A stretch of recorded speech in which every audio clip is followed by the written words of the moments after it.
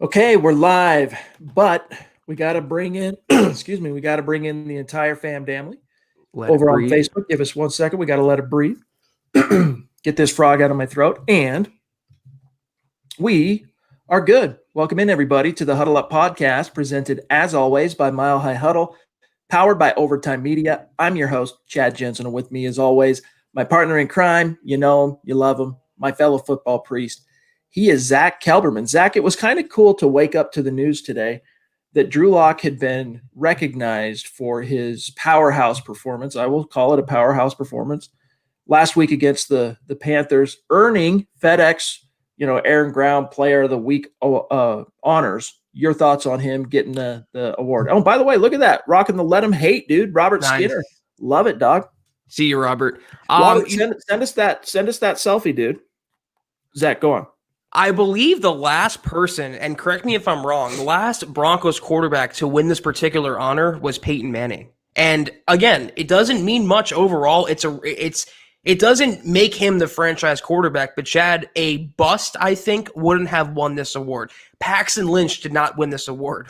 As far as I know, Brock Osweiler did not win this award. So it lends credence to the raw product that Drew Lock is. 1 week against the Chiefs or the Raiders, he can look so terrible, and the next week against the Dolphins or the Chargers or the Panthers, he can put up a performance like that. He throws 4 touchdowns, 77.7% completion percentage, almost perfect passer rating. It shows what the Broncos potentially have. It's just a glimmer of the ceiling. If you look way up there, almost where Zeus is, Chad, way up in the sky, you see Drew Lock's ceiling. You see that it's there and where he is now and where he can be going forward. It's exciting, and it wasn't the only honor given out to a Bronco today, from the NFL, from the league front office.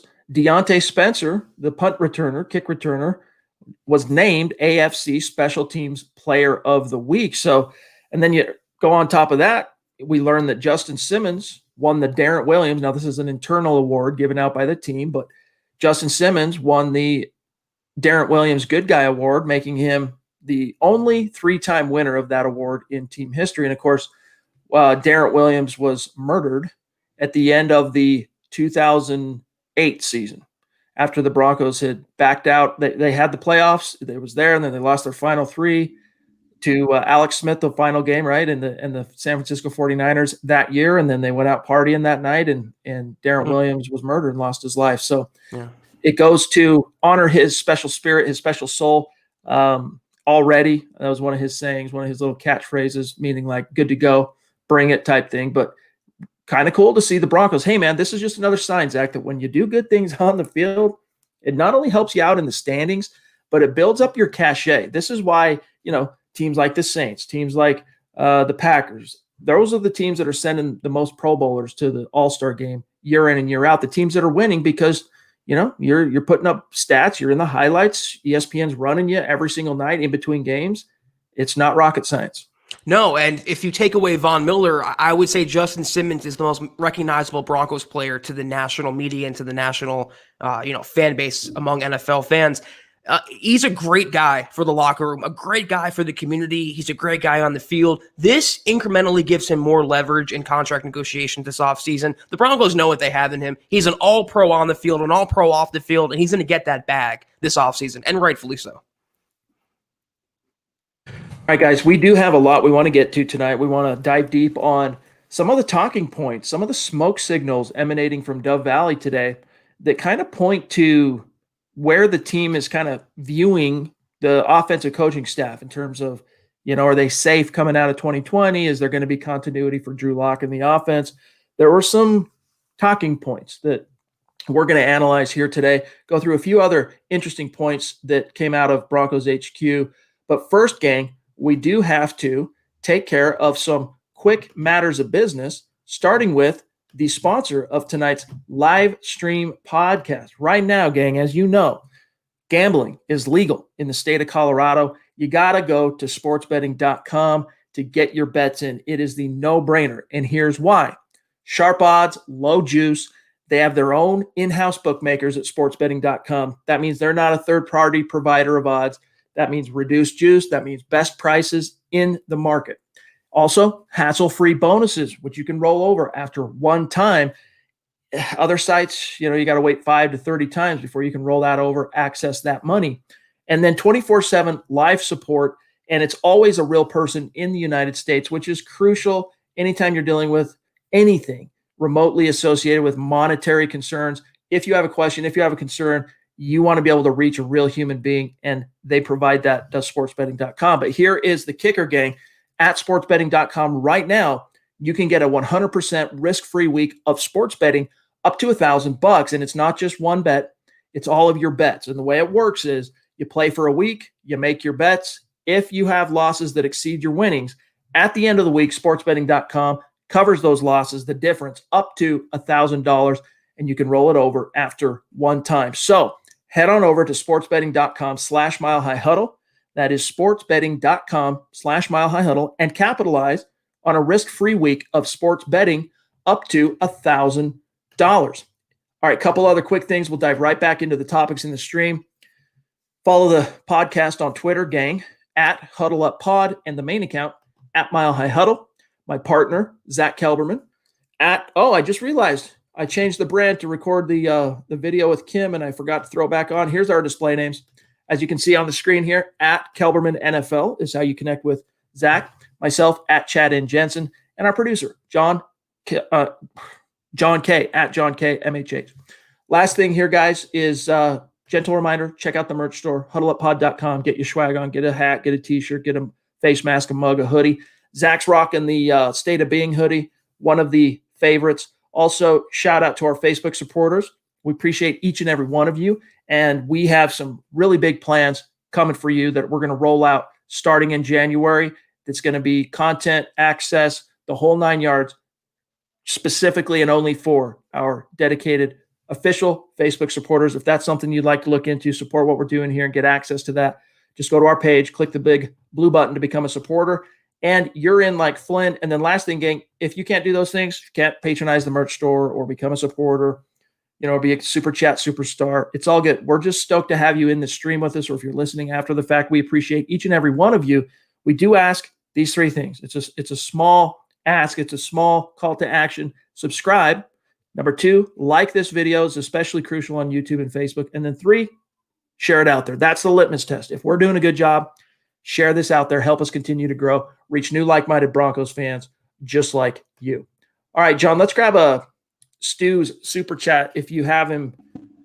Or John. Okay, we'll grab John first. I wasn't sure which was in order. Appreciate you, Jonathan Figueroa, jumping in with that super. He says, Broncos get the upset in a 42-38 shootout, 31 GW pick.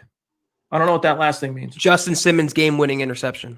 Okay, I love it. I'm getting good at this. I need that. It's like, again, the analogy is I'm like the 41-year-old dad trying to decipher teenage text lingo, and Zach, he gets me there. But what are your thoughts to Jonathan's exuberance with regard to this coming matchup? Oh, man. I'm not going to sit here and say the Broncos stand a good chance of winning. This is a really, really, really good Buffalo team, not just on offense, but defense as well. I wrote about them today. They're not really a top 5 or top 10 unit in any area on defense, but they're within the top 16, the top half of the NFL in takeaways, sacks, allowing quarterback opposing passer rating. They're a tough defense. I don't know about 42 points against this Buffalo team. It would certainly, though, bode well for Locke's future, wouldn't it, Chad? If he can get into a shootout with arguably an MVP frontrunner, if not candidate, in Josh Allen. And the comparisons between Allen and Drew Lock. He actually spoke on that yesterday, or Lock did, or today, I think it was, in his press conference today. Yep. And he knows what he could be. He knows, looking on the other side of the aisle, what kind of quarterback he could become.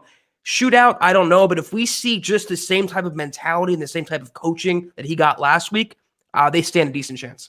We'll take a look today on tonight's stream at some of the head-to-head matchups, comparisons with regard to the Broncos and Bills. We'll get to that here in a little bit. But I don't blame you for feeling a little bit bullish, Jonathan, especially coming out of that game. And, the ante is getting up in terms of the level of competition is going to be a little bit stiffer because that Bills offense is just a force to be reckoned with. So it's going to be an interesting litmus test.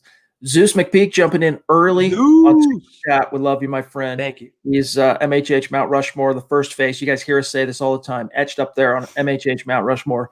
Zeus McPeak, he says, hi, all. Appreciate you, my friend. It is excellent. Always love seeing you and talking with you in the stream, my friend. He says, I'm on a flight about to depart Houston to Seattle. Well, safe travels, my friend. Safe travels to you. Safe. All right. Shout out real quick to Jerry. One of our Facebook supporters. He hops back and forth. Sometimes he's on Super Chat. He's just a massive Broncos fan and a huge supporter of MHH. Good to see you, my friend. And the same goes for Albert, longtime MHH guy, and one of our Facebook supporters as well. Hops on over to Super Chat as well. We're so lucky. Muhammad, good to see you, my friend. MHH male model in the hizzy. Good to see you. All right, Zach. John, before you get anything else queued up here, I wanted to get Zach's thoughts and everyone else's thoughts on some of what the talking points were today. Now, Zach, you had the article, and I'll pull it up, some of the quotes so we can all kind of read along here. But Drew Lock kind of, he took a question on the topic, so it's not like he was out there, trying to sell this per se. But when asked about Pat Shurmur continuity in 2021, having the same scheme and all that, he stood up on a soapbox and went to bat for Pat Shurmur. Yes, he did. And also Mike Shula. He said it would be awesome. Again, like you mentioned, Chad, he was asked about this. What would it mean if they would return for next season? And he said that'd be awesome. And he referenced that he really hasn't had any continuity since his sophomore year of college at Missouri, having the same play caller 2 years in a row. So it's tough on a young quarterback, not only losing the reps from this offseason, but going from Scangarello's system to Pat Shurmur's system. And now that he's finally comfortable with Shurmur and Shula over their predecessors, I think he wants that continuity into next year. But what he said, though, Chad, he wants to keep making those strides as a quarterback. I will say this. If those strides continue from last week, he will get his wish, and continuity will be his with Pat Shurmur. Here's the specific quote on what it would mean to have Shurmur and Shula stay with the Broncos. Quote, "Yeah, that'd be awesome. It'll be my first comforting feeling since my sophomore year of college to be able to have Josh Heupel back in back-to-back years. He's one of the more inspirational guys to me in my football career, and it's probably because I ended up having him more than 1 year in my life. It's nice to have somebody that you're familiar with, that you feel like you have continuity with, and that he knows you, and you know in your heart that you know him as a play caller. You know how they're going to coach, you know what they expect, and it'll just make me feel comfortable. I think it'll make everybody feel comfortable, not only myself. It's obviously important for the quarterback to feel comfortable, but as a quarterback, you want everyone else around you to feel comfortable. And I feel like having the same play caller in this organization for more than 1 year would be huge for us." Zach, how much of a talking point do you think this has really been in terms of a debate amongst the shot callers in Denver between John Elway, Matt Russell? I'll throw Joe Ellis in there because I'm sure he's going to have to, sign off on if you fire another coordinator or not. And Vic Fangio, has this really been an issue where they're considering at any point this season making this a one and done for the Shurmur-Shula regime? I don't know that they really heavily considered it, though. As I wrote in my article, during those low points, during the Raiders games and the Chiefs games, and when the Broncos were going through the losing streaks, I think they at least thought to themselves to flip the page to 2021 and ask themselves one question. Like I wrote, is this arrangement, Locke, Shula, and Shurmur, is this the proper setup for the future going forward, for years beyond this season? That's what they asked themselves. And right when that answer was pointing toward no, you saw signs of life against the Chargers, against the Patriots, against the Dolphins, and finally a complete four-quarter performance against the Panthers. So in a sense, you can say that the coaching is helping Locke become a better quarterback. You can say that he's actually progressing, which was the entire point of hiring Shurmur and Shula in the first place, Chad. It wasn't for their play calling or for their schemes necessarily. It was to move an inch and nudge Locke along in his development. And it took them a while. They lost out on reps. Locke mentions that. He mentions a lack of preseason. And his last point there was I love that he said that. It's not just him. There's 10 other guys on the field on offense who would all stand to benefit from having continuity. I'm the last one to advocate for Pat Shurmur to be the longtime coordinator. I'm one of his biggest, harshest critics. But if he can continue to mold Locke like we saw last week, I'm for him staying next season. Yeah, I mean, even through some of the deepest parts of the valleys here, right, the peaks and the valleys of this Broncos offense in 2020, I've kind of maintained, I've erred more on the side of, hey, man, mulligan. This was just such a weird year for everyone involved coaching-wise. Let's give him 2021 and see how a full NFL calendar together can change the game. And I think that's the way the team has been viewing it. I think it would take some kind of catastrophic butting of heads between Locke and his QB coach, or Locke and the OC, or just a horrendous. I mean, take the worst Drew Lock performance this year and make that every single week to end the season. All right, get rid of the guy. But here's what Fangio said. This was a theme today at Dove Valley on the benefit of having a consistent system in terms of what it means for a quarterback. Quote, yeah, there's no doubt about it that continuity, especially as it relates to a quarterback, can have tremendous positive effect. You see it all around the league with a lot of the successful quarterbacks, both young and older. I mean, Drew Brees has been with the New Orleans Saints forever, it seems. Tom Brady's run at New England, Peyton's run at the Colts, this Mahomes' fourth year with the Chiefs. You just see it time and time again where the continuity ends up paying off and players develop better, particularly the quarterback. Now, here's the kicker, and hopefully we'll be able to get that done with Drew here. Close quote. Zach, your thoughts?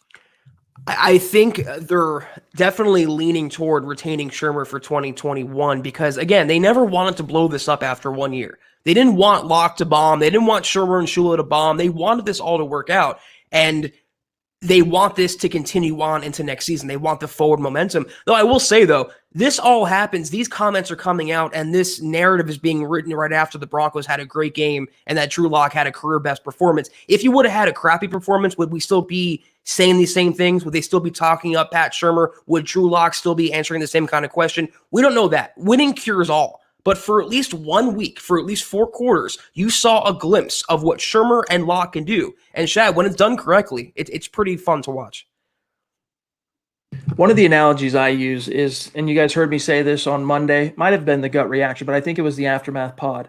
But basically that the reason you saw the offense click the way it did last week, and really vast improvement starting with the Miami game up until this point, even the Chiefs game, which was, uneven, a little bit up and down, and just hard-fought game against an elite opponent, dating back to the Dolphins game, throw out the Saints game, this offense has shown steady, consistent improvement. And the analogy I use, Zach, is, you lose 1,600 reps because of OTAs in the preseason.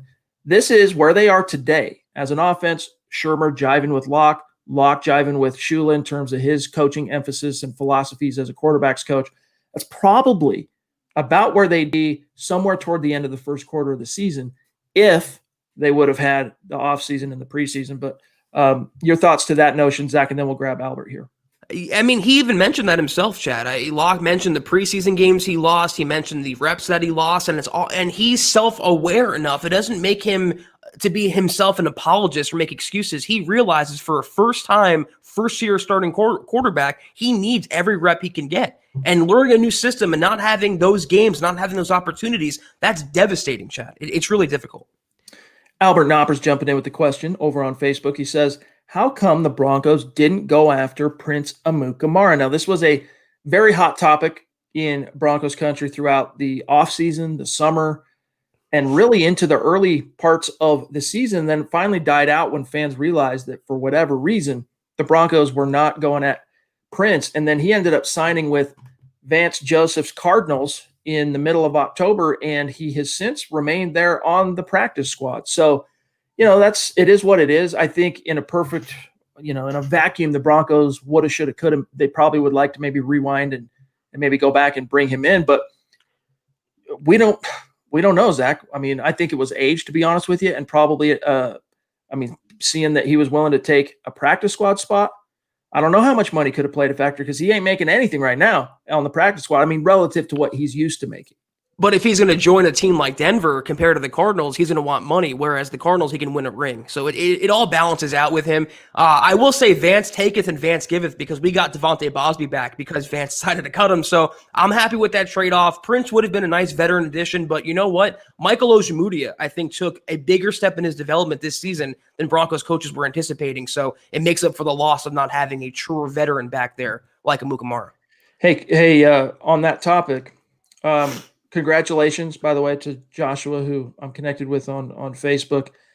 I won't air your laundry in public, but congratulations to that new development in your life, by the way, my friend. Good to see. Zach, Tom's saying here, what do we do with Tim Patrick? He's a restricted free agent next year. Thanks, guys. Bob Morris, Mile High Huddle's Bob Morris, had an article 2 days ago that went like wildfire on social media that said, look, the best thing to do, considering the fact that, you got Jerry Jeudy and KJ taking big steps forward, expectedly anyway, in year 2. You got Cortland coming back.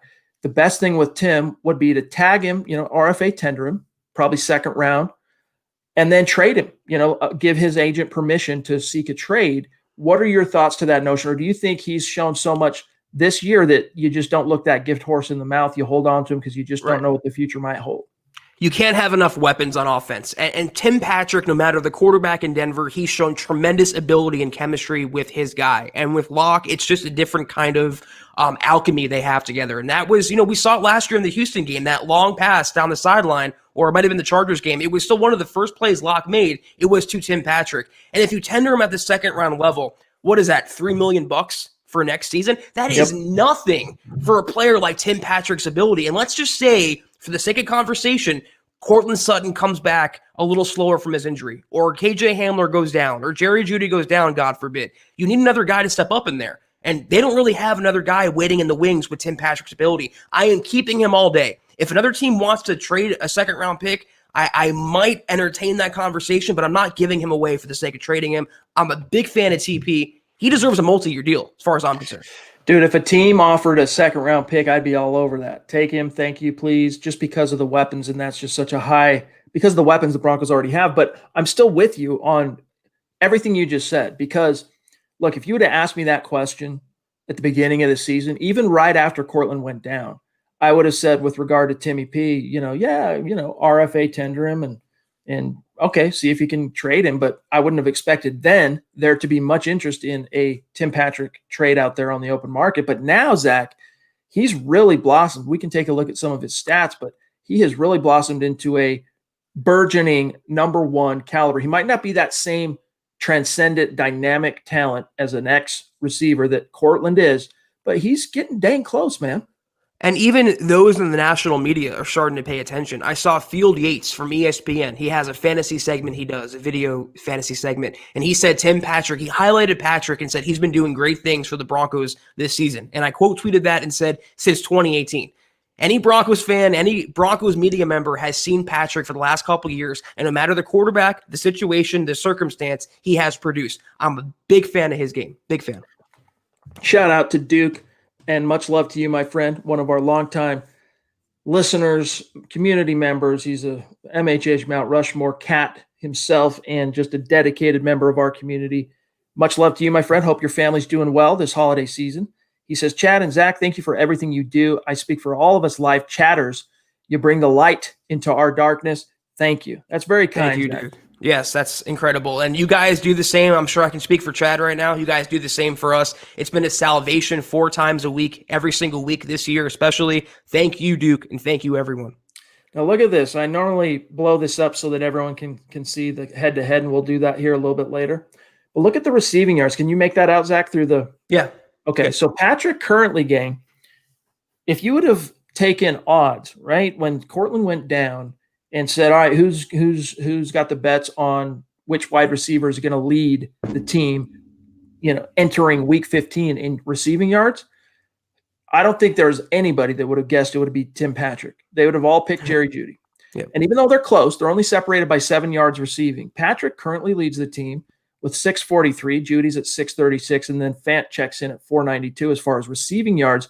And Zach, look, it's probably going to be – there's just not quite enough sand left in the hourglass to get both these guys to 1,000. In fact, I don't think either one's going to end up getting to 1,000, but I think they're going to both get pretty close. I estimate with 3 games left, they're probably going to end up, both of them, around the 850 mark in terms of yardage, which is ironic because the over-under on Jerry Jeudy's receiving yards before the season started was, I want to say it was somewhere around like 850, 875, something like that.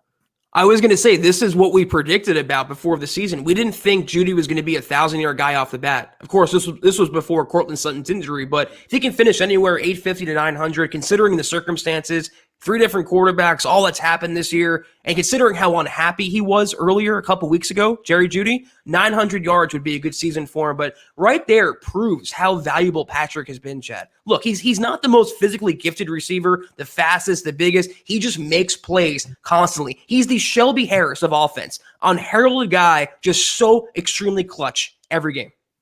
By the way, since we're looking at this, look at Stephon Diggs, man, just really locking in with Josh Allen. He's already at 1,200 yards receiving, He's a basically. beast. Even Cole Beasley, he's going to cross 1,000. Josh Allen in year 3 as a quarterback, is it 3? 18, yeah, 3.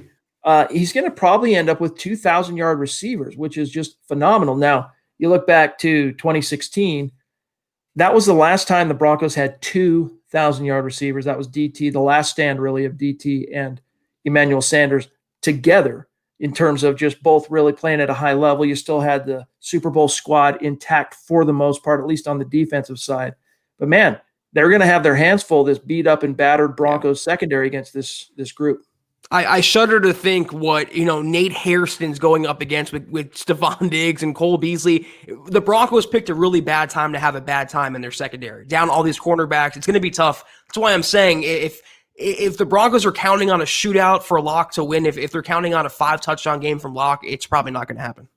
I'm just holding out hope that with 3 games left, that Locke can get over 3,000. I know he missed some time. He missed a few starts, and so that kind of skews the numbers, but I want to see him get over 3. And look, he's 800 yards away. So you break that up over 3 games. It's definitely possible, Zach. And then Josh Allen, blowing the doors down, 3,600 yards passing. And then he's also got 350 rush yards. So this dude's already produced more than 4,000 yards from scrimmage.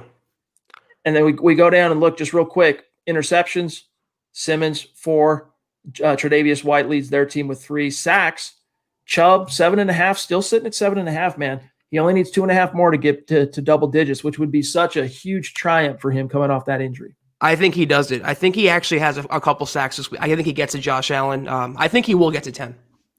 I hope so. Terry Randall, good to see you, my friend, up there north of the 49th parallel. That proves each and every time that Broncos country is not a geographic location. As you can see here, it's a hashtag state of being, baby. Good to see you, my friend. He says football priests, hashtag state of being, hashtag MHHUN. Another awesome hashtag that has emerged from this community. Good to see you, my friend. Appreciate you. Let's see here from Bradley. We sure had our ups and downs this year, but as you both counseled us, we needed to wait to the end of the season before knowing where we can go with Drew and Shurmur, hashtag MHH football priests. Yeah, that's the thing is, even as media, as fans, we were a lot more, we want the instant gratification. A lot of times we live and die by game to game, whatever the result is. And people go jumping to conclusions, whether they're good, whether they're negative. But internally, more often than not, in very rare situations where, there's a lot of pressure, the teams have a much more long, it's more of a long view, right? They're playing the long game. And, the Broncos knew as soon as I hate to use this phraseology here with regard to the Broncos, but once the body started hitting the floor so quick to start the season, so rapidly and prolifically, and it was all the best players and the stars, especially on defense, they knew that this was just going to be probably another one of those seasons. And so they're still looking at, well, we need to get those reps in. We need to see some development. We need to see guys, it's like Elway talked about 2 weeks ago with Drew is I'm excited about Drew and all these reps, even though there's sometimes, Drew has a bad game or it's an uneven game or inconsistent, all those reps, seeing how defensive coordinators play, seeing how coverages work in the league, seeing how corners play and uniquely kind of go off your wide receivers and the different talent and personnel you have, all those reps are going to add up in the bank, so to speak, to where next year he's going to be able to make some pretty sizable, withdrawals, so to speak. It's a good analogy. And I think I said it after the Chiefs loss. I believe it was that amid all the calls for the Broncos to draft, Trey Lance or Zach Wilson or Mac Jones or whoever, or trade for Matt Stafford, I said, you might be thinking that right now, but the Broncos aren't. They're not thinking about another quarterback. They're not thinking about the offseason. They are letting the rest of this season play out. They're letting what Drew Lock can do and every game he plays and every snap he takes play out before rushing to a conclusion. That is how NFL front offices operate, Chad. Like you said, they don't think with emotion. They don't really have emotional ties to these players. It's a business. They're looking out for themselves and what's in the best interest of their team. So Elway's not emotionally invested in Locke like he wasn't emotionally invested in Case Keenum or Flacco or Paxton or Simeon. It's the best quarterback for this team. He is not going to decide anything until the last 3 games. So you said we counseled you to wait. Just keep waiting, because the Broncos are. They're not going to stop. They're not going to start their evaluation process for next year until this season is fully in the books. Benjamin, hope everything's okay, my friend. He says, supporting y'all from the hospital. Go Broncos. I hope everything's okay, my Yes. friend. Our thoughts are with you. And positive Appreciate vibes and prayers up, my friend. We got Isaiah 1127 jumping in on Super Chat, one of our superstars. Good to see you, my friend. Thank you for your support and just how consistent you are in the community. He says, what's up, fellas? What do we need to do to slow down Josh Allen this Saturday? Keep up the good work, guys. Hashtag MHH family. That's a really good question, because containing Josh Allen is like containing a better passing, a more dynamic thrower, Cam Newton in his prime, right? Like Cam Newton back in the day, because, it's kind of a pick your poison proposition. But really the key is, look at the model the Broncos produced in Super Bowl 50 that just popped Cam Newton in the mouth and really kind of neutralized all of his strong suits and the best of his skill set. I think you got to get after him first and foremost. And it's not easy to do because, he's a big, strong guy. He's elusive, A. B, he's athletic. C, he's a big, strong guy. So even when you get there, if you don't wrap up and hit him with power, he's going to shake loose, or at least buy himself enough time to do a Ben Roethlisberger on you and dump it off or make a throw.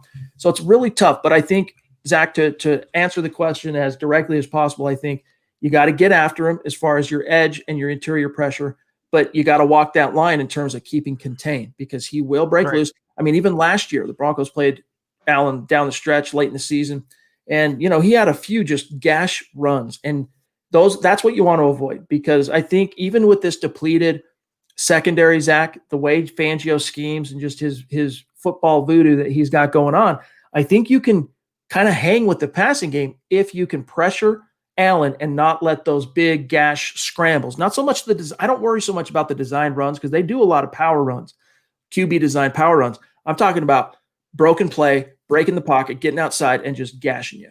The freelancing.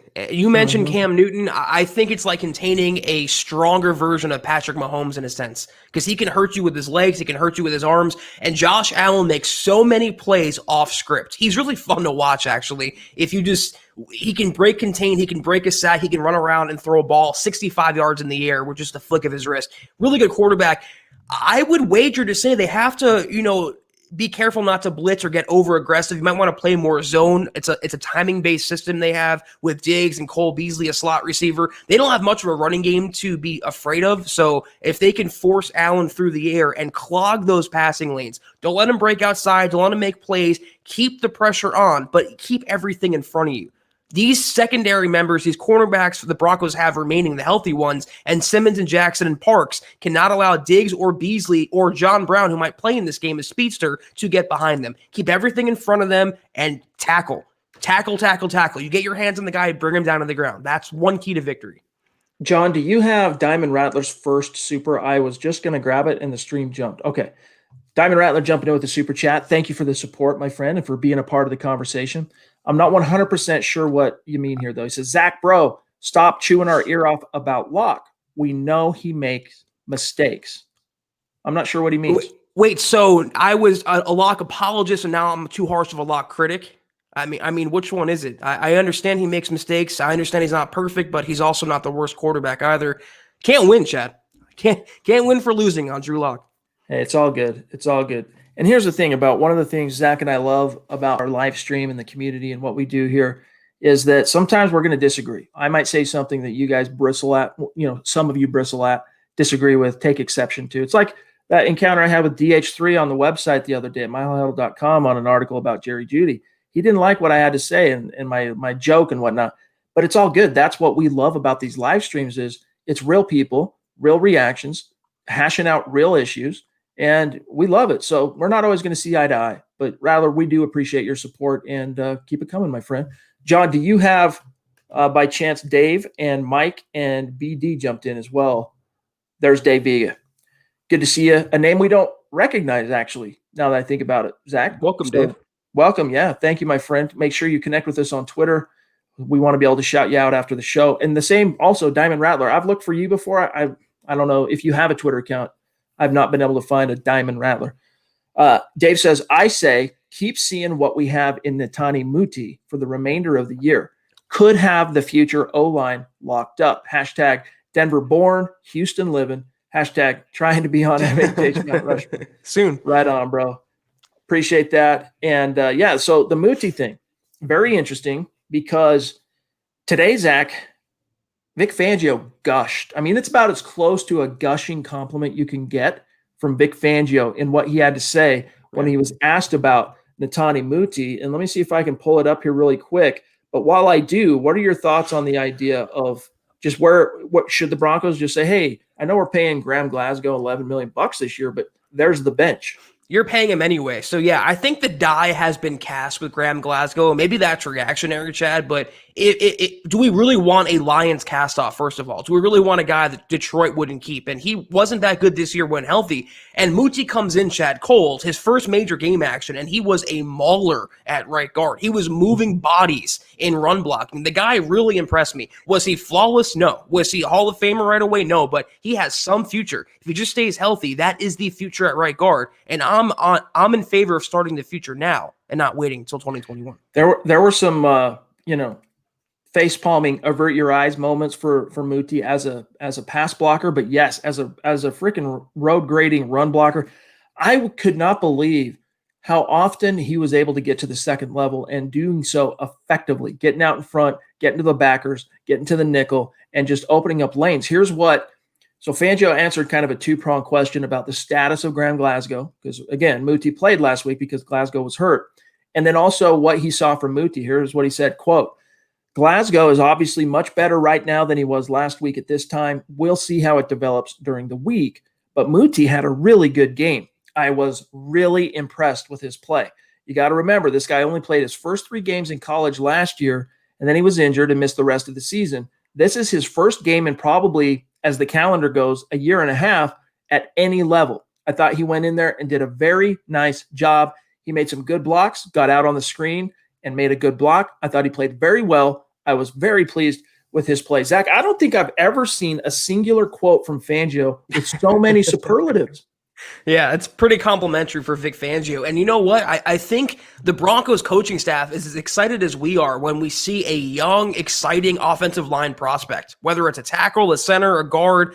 He really was a breath of fresh air. And especially since the Broncos whiffed with Ron O'Leary, it seems like they whiffed with Graham Glasgow and they drafted Muti, and his number one red flag was his health, his injury status. When he was on the field in college, he was always a force. When he's on the field in the NFL through one game, he's a force. I want to see more of him and less of Glasgow. In a perfect world, I would too. I just don't know how. That's just not the way football teams think in today's day and age. So much is dictated by 2 things: draft pedigree and salary cap hit, right? How much are we paying you?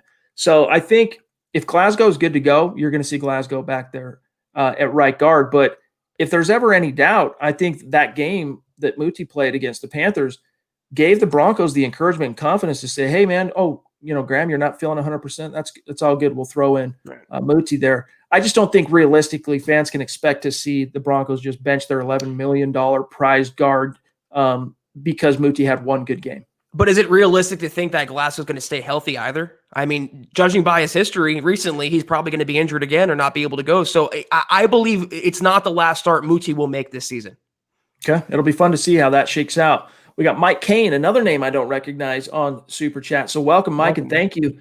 Reach out on Twitter and connect with us, my friend. He says, is it me or did Locke play very Rippin-like on Sunday? Quick reads, ball out quick. Difference is Locke's arm and mobility make him special. Yes, and what's jumping out to you as Rippin-like is that he managed the game. He took what the defense gave him. And when he took what the defense gave him, it forced the Panthers to start coming closer and closer to the line of scrimmage, and then boom, over the top. That's the balance you're looking for. That's the competency. That's the not just the poise, but just the decision making. And it's like the saying that they use in that room, the QB room, is you can't go broke making a profit.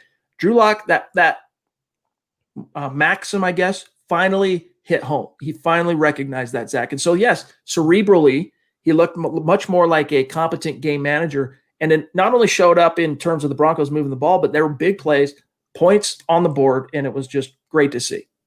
Well, if it seemed like Locke played like Rippin, why is that? who gave Locke the advice this week, as Locke revealed, Chad, in his post-game comments. Brett Rippon told him, listen, we wrote an article about this. You're a special player, but you have to know when to do your job. And part of your job entails to take what's in front of you, check it down, live to fight another down, keep moving the ball forward. That will set up the big plays. And Rippon is like a coach on the sideline. Locke is blessed to have Rippon's mentorship and his brains and his intelligence. It's making him a better quarterback on the field. And sure enough, Locke went out there and took what's in front of him, set up the small completions, and hit those big ones down the field to KJ Hamler. Chad, I'll said it before and I'll say it again. If we can put Rippon's brain in Locke's body, it's the ultimate quarterback, but we're getting closer. It's almost through osmosis. He's learning how to be a smarter quarterback. Thank God for Rippon. I agree. BD Dunton jumping in with a super chat. Good to see you, Bradley, and we do appreciate you, my friend. Thank you. Love the face mask profile pic. Looks great on you, my friend. It says, great show as always, friends. Thank you. Thank you, Bradley. We also have one here from Kenneth Booker. Everybody knows Kenneth. If you have it handy there, Johnny baby, thank you, my friend. He says, and thank you, Kenneth. He says, what team has a top Chargers. 10 in offense and defense, but only 4 wins? Chargers. I think that's the answer, right? Yeah, legit. Yeah, Chargers. Yep. Sad. Yep. Coaching. It is. Yeah. Coaching and just the Anthony Lynn is just not it. I don't know what happened. He fell off this year. It's just the Chargers juju. You know, it's like they're somewhere along the way, man, their karma just got knocked off its rocker, and that wheel, they can't balance it. You know, they can't balance the wheel of karma, because you finally get, all right, you move on from the long time, I'll just say Hall of Fame caliber franchise quarterback of Phillip Rivers, and you end up, lucking into Justin Herbert in the draft in terms of, perfect position to snag him.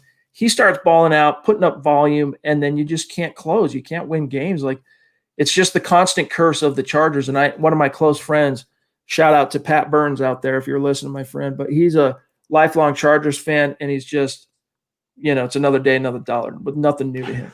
It's like being a Jets fan. And there's one team out there that might have a worse training staff than the Broncos. It's the Chargers. That team is injury riddled every single season. Like you said, Chad, they're snake bitten in a bad way.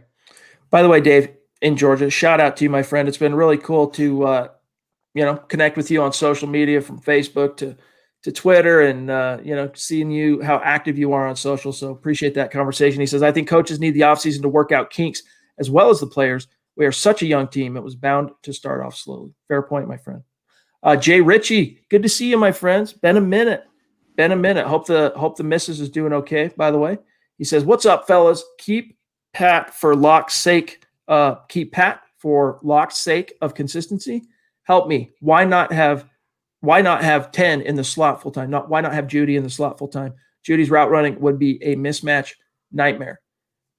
I don't know, man. I think he does play some slot snaps. You see him run out of the slot quite a bit, but I don't know the answer to that. I'll be frank with you. It's one of those, it's a rhetorical question, because there's no way for us to really know why Shurmur is calling those alignments, as far as the wide receivers in 11 personnel the way he does. I mean, I would gather that KJ Hamler is more the prototypical slot guy, and he wants to keep Judy outside with Patrick. But, let's just take, let's just be happy they're taking baby steps with Judy. They're getting him the ball. They're kind of coming around to placating him. They'll get there, moving him around. I believe Pat Shurmur finally figured out you have weapons. It's good to use them and get them involved.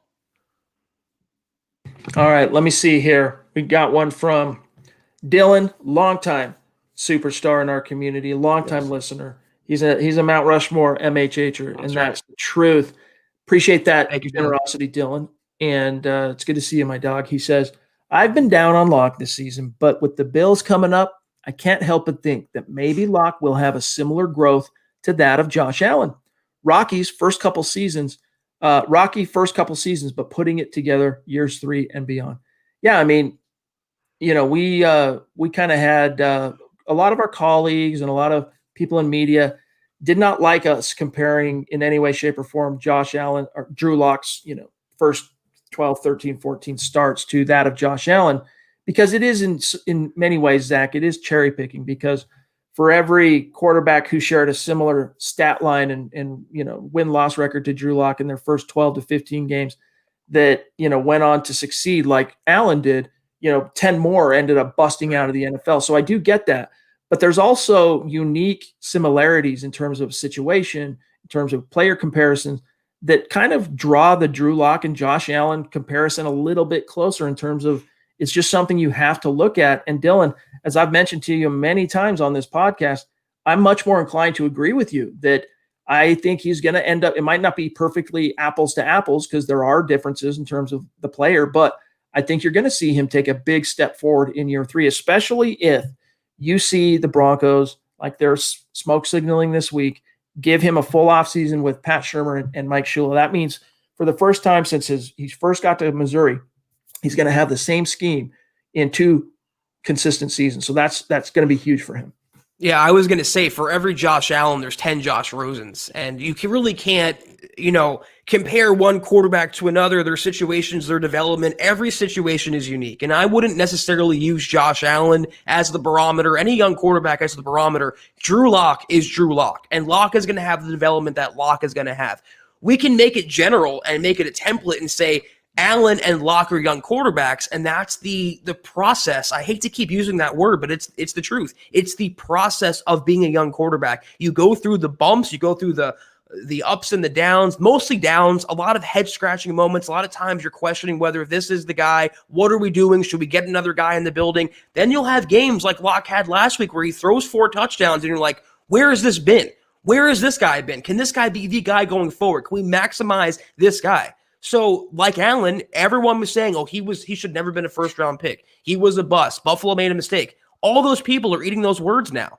And I know we said it before this season, before injury struck and the pandemic, but a lot of the same people that were down on Lock are going to be eating their words about Lock next season. Dale Rude jumping in. It's good to see you, Dale. Thank you for that super chat, my friend. He says, win, lose, if Lock doesn't throw an interception Saturday, I think that's a big show, of growth. Bills have 5 in the last 3 games against good quarterbacks. Thoughts? Yeah, man, that was the first out of 7 games in a row. That Carolina game was the first one in which Locke didn't throw a pick.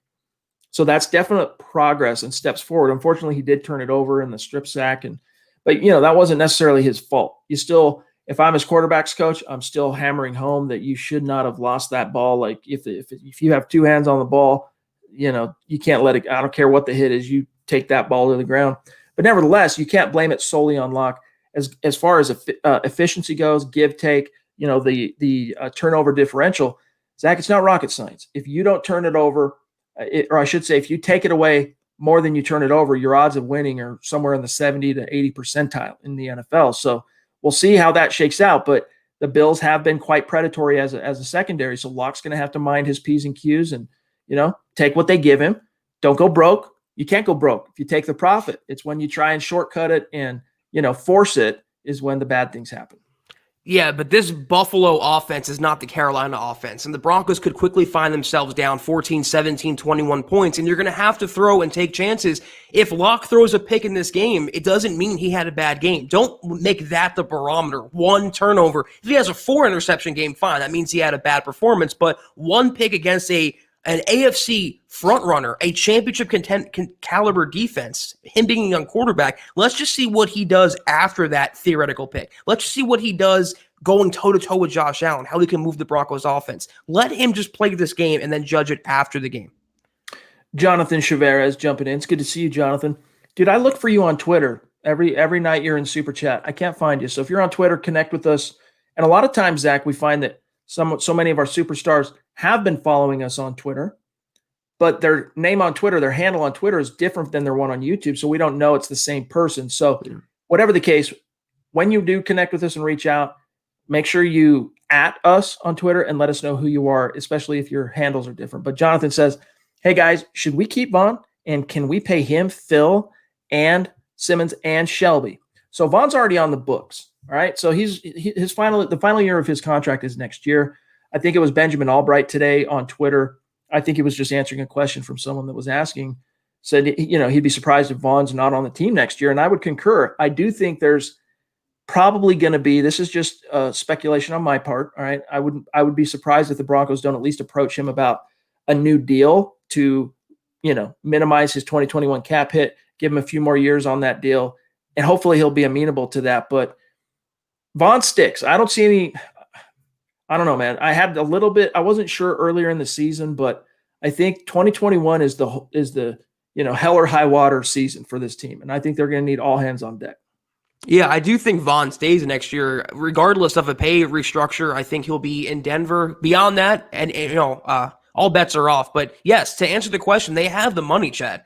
Right now, they have the money to pay at least two of those guys, either Simmons and Phil or Simmons and Shelby. And again, they can clear up so much more cap room. If they release Boye and Jarrell Casey and maybe Kareem Jackson, that's $35 million of pure salary cap space and little negligible dead money. So they have ways to finesse the salary cap. And Chad, as always, as Kansas City showed this season, if you want to pay someone bad enough, you find a way to make it happen. Yeah.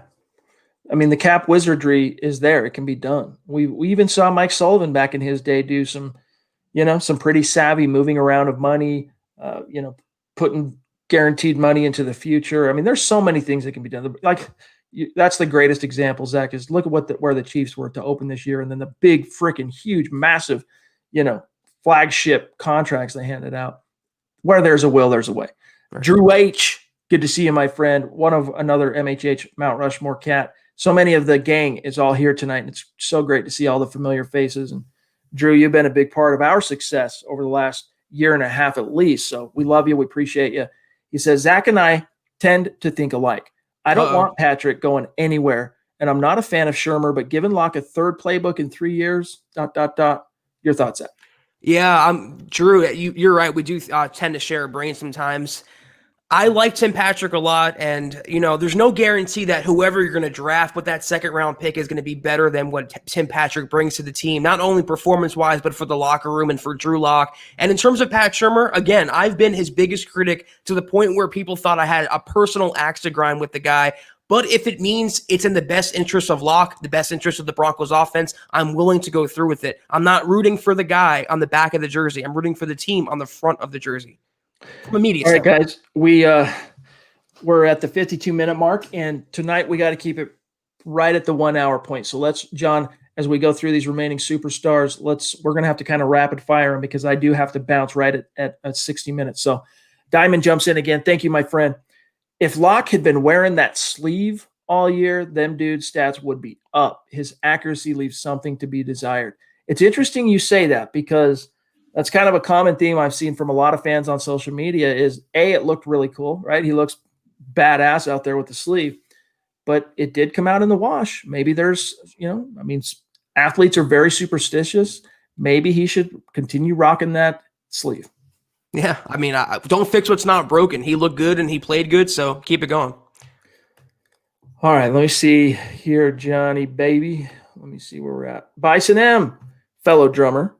And congrats! I saw that your band was named one of the was it top 10 underrated doom metal bands out there. So congrats on getting named to that list. Rad to see. I know that's so huge. As someone who used to be in a band, you get recognition like that, and it's such a huge lift. So congratulations to you, my friend. He says, just saying hi, fellas. Everyone knows what the sequence of emojis means in this case. Good to see you, my friend. We also got Lawrence Rivera jumping in. Yeah, here's the thing, Lawrence. Appreciate the super chat. I'm going to read this, and then I'm going to reply. Facebook jail sucked. Commenting less comments on Facebook from now on. Much love, Broncos Nation. Someone got to bring up weak spots, but done arguing. So, Zach, what he's speaking to is there have been some pretty nasty debates and back and forth of people not treating each other very kindly in the MHH Facebook super fan group. And Lawrence, he got into it with some guys, and I think he was probably muted is what he's speaking to. And it sucks. Sometimes we have to do that to kind of diffuse the situation. We don't 86 anyone unless they're using vulgarity repeatedly and hate speech, bullying, things like that. If it's that, then we 86 them. If it's just tempers flaring and guys going at it and, whatever, then we just mute them. And like he said, Facebook jail is probably, I think that's what he means. But Lawrence, keep your chin up, dude. We want you in the chat. We want you on Facebook. We want you at milehighhill.com in the comments commenting.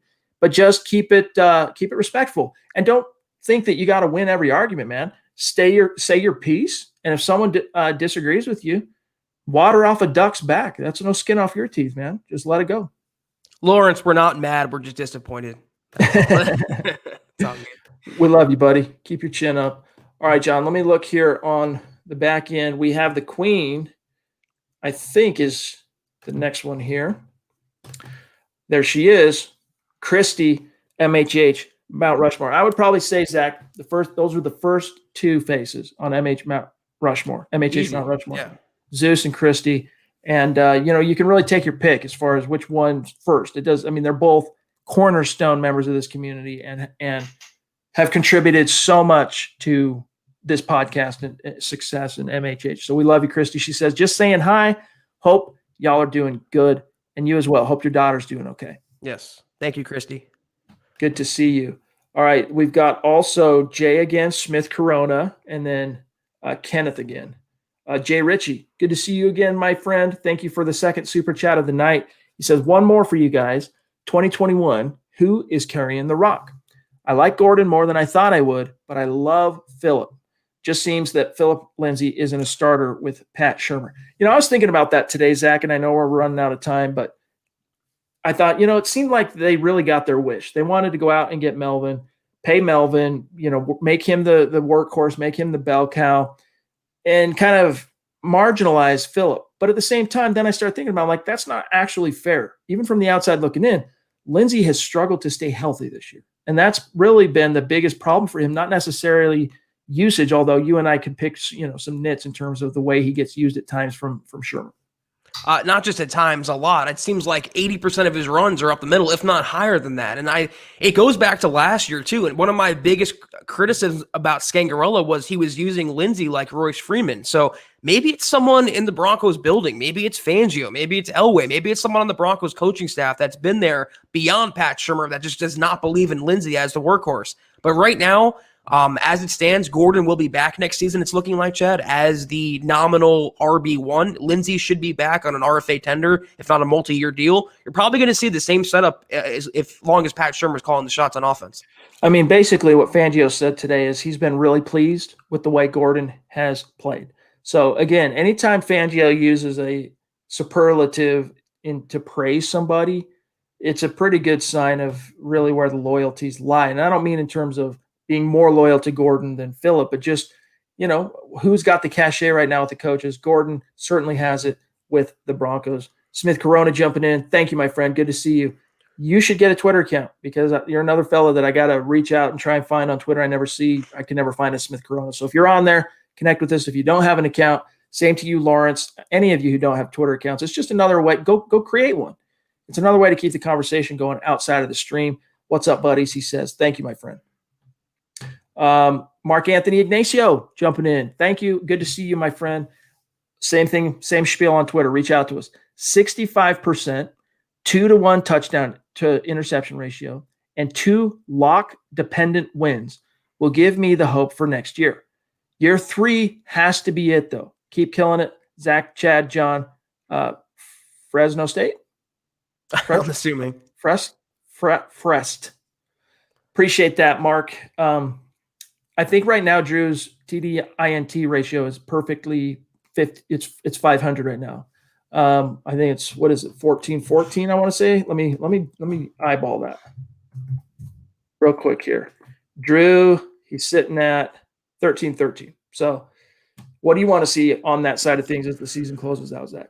Well, I love that phrase, lock-dependent wins. And I think that's what we all loved about the Carolina game was that they won on the strength of Locke's arm. They won because of Drew, not in spite of Drew. And that's what we want to see going forward. It doesn't have to be a 4-touchdown game, but just make enough plays where you can maybe justify your placement or your role as the future of the position in Denver. So I'm not looking at the numbers that specifically, that micro, but on a macro level, Chad, I want to see him make plays. And I want to see the Broncos maybe not win games, but just win series and win downs because of Locke under center. Great point. I agree 100%. We got Kenneth Booker, always brings interesting questions. Most of the time it's Bronco related, but in this case, it's a little bit off topic, but still relevant because here we are, less than 2 weeks away from Christmas. He says, what's your favorite Christmas movie? Die Hard, Gremlins, Christmas Vacation. All right, so here's the deal. Die Hard is a Christmas movie, first of all. Let's end that argument right now. Yes, it is. Okay. I'm going to say Christmas Vacation, hands down, number one, top. It can't even be sniffed. It's number one. Then you got Christmas Story is probably number two for me. Didn't used to be. My wife actually swung me on that over our time being together. And then I'm going to throw in there Elf. Those are my three. It's a good movie. I'm not, you guys can call me the Scrooge or the Grinch. I'm not a huge Christmas movie guy. When I was younger, when I was a kid, my mom loved Christmas Story, so every Christmas she'd play it nonstop, and I'm not a big fan of that. Is that the one with the leg as the lamp? And he Red shoots Rider. his eye out? Yeah, I don't know. Something about that movie rubbed me the wrong way. Die Hard's a good one. Elf's a good one. I'm not a huge Christmas movie guy, though. I don't know. Call me what you want. I think most of you don't need me to recommend this to you, but if you have not seen Christmas Vacation, go out and get it right now. Rent it on Amazon Prime, download it, whatever. It is quintessential for this time of year. Dario jumping in. Thank you, my friend. Reach out and connect with us on Twitter so we can shout you out. He says, how exciting is this offense next year? Sutton, Patrick, Hamler, Judy, Fant, Albert O, our line figuring it out. Total offensive explosion. It could very well be. And I think you get them those 14 to 1,600 reps they missed out on this year, and it could very well be. Agreed. And I saw one comment here. This is my number one choice right here. Anyone who hasn't seen that is very funny. Don't watch the second one. It didn't have to be made, but the first one is very good. Billy Bob Thornton is a pretty funny guy. Matt Dewhurst jumping in, another new name on Super Chat. So thank you and welcome, Matt. Connect with us on Twitter, my friend. He says, Locke has had arguably 3 straight solid games in a row. I agree. The overall progression has been positive, and gotta love the setup for Saturday on national television. Gotta wear that sleeve, Zach. That's the key. It's the key for sure. Yeah, it's Locke's under the big lights. He loves this spot. He loves being all the eyes on him, all the attention on him. And like I wrote earlier today, Chad, he went from being a fourth quarter quarterback to a quarterback that had to get the turnover out of his system to being at least last week, a complete quarterback. The progression is there. You want to see him be consistent this week, though, against Buffalo.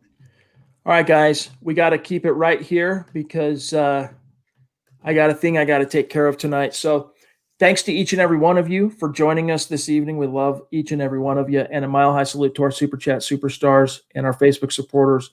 You guys are the superstars. We love you. Follow us on Twitter, though. Well, this is where one of the ways we keep the conversation going. At Huddle Up Pod, the main account, at Mile High Huddle. My partner, Zack Kelberman, at Kelberman NFL. Myself, at Chad and Jensen.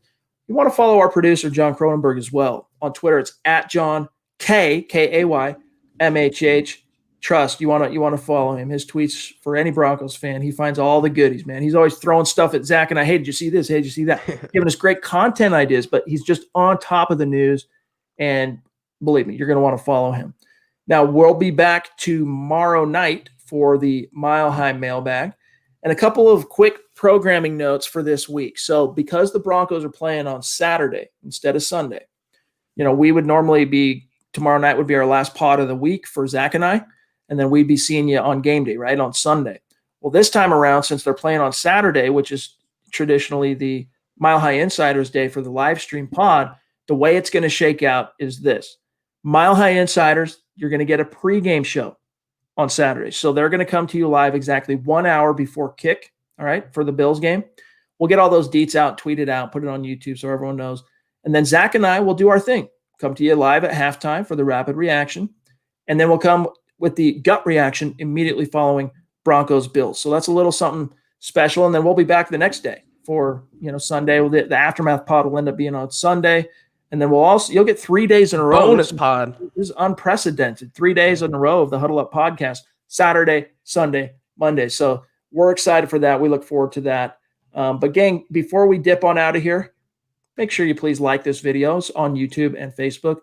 Helps us out tremendously to grow and reach new Broncos fans that are just like you. So Zach, another phenomenal night. Love each and every one of our listeners in this community. And we'll see them all, I guess, tomorrow night as well.